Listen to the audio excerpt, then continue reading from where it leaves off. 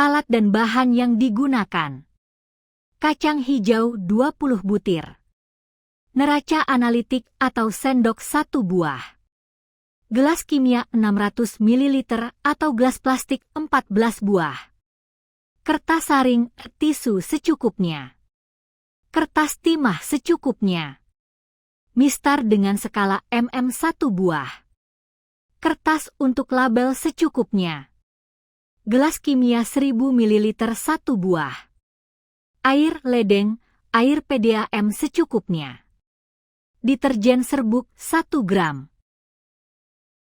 Larutkan 1 gram deterjen serbuk ke dalam air ledeng PDAM hingga 1000 ml. Kemudian beri label 100%.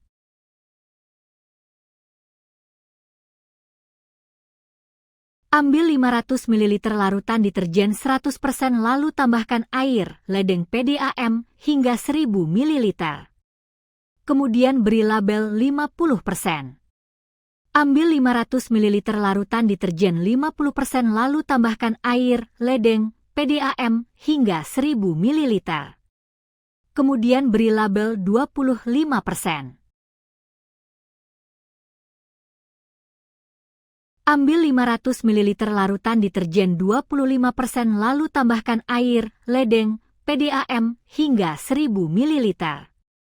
Kemudian beri label 12,50%.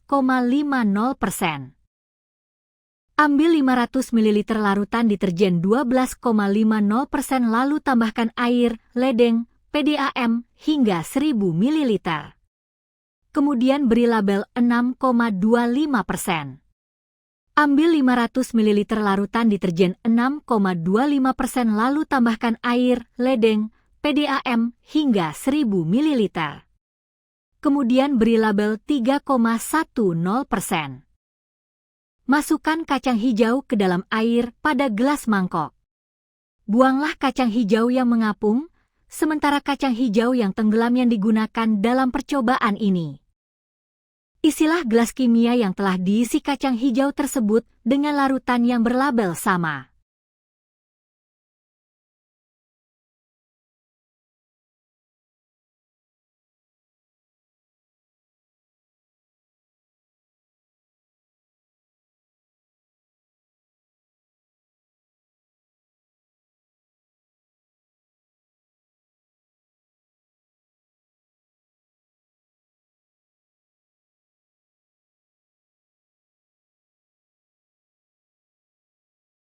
Tutuplah ketujuh gelas tadi dengan kardus sehingga tidak ada cahaya yang dapat masuk.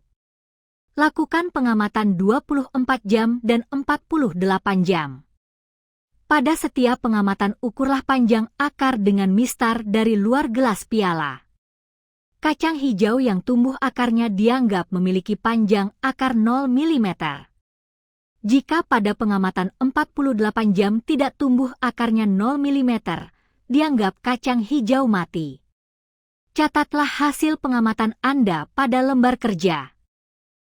Pada hari pertama, 24 jam, mulai terlihat tanda-tanda awal perkecambahan pada sebagian kacang hijau, terutama pada perlakuan dengan konsentrasi deterjen rendah, 3,1% dan 6,25%, serta kontrol. Akar mulai muncul dengan panjang yang masih relatif pendek. Pada konsentrasi sedang, 12,5% dan 25%, hanya sebagian biji yang menunjukkan pertumbuhan akar dan panjangnya lebih kecil dibandingkan konsentrasi rendah. Sementara itu, pada konsentrasi tinggi, 50% dan 100%. Hampir tidak terjadi perkecambahan, bahkan pada 100% sama sekali tidak muncul akar.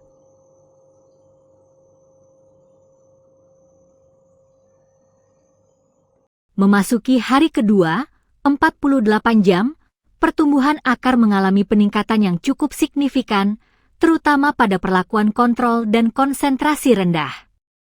Akar tampak lebih panjang dan jumlah biji yang berkecambah juga bertambah. Pada konsentrasi sedang, pertumbuhan tetap terjadi namun tidak seoptimal kontrol. Sementara itu, pada konsentrasi tinggi, 50%, pertumbuhan masih sangat terbatas, dan pada konsentrasi 100% tetap tidak menunjukkan adanya perkecambahan.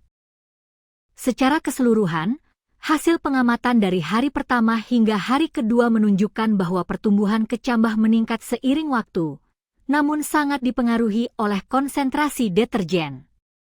Semakin tinggi konsentrasi deterjen, semakin terhambat proses perkecambahan dan pertumbuhan akar kacang hijau.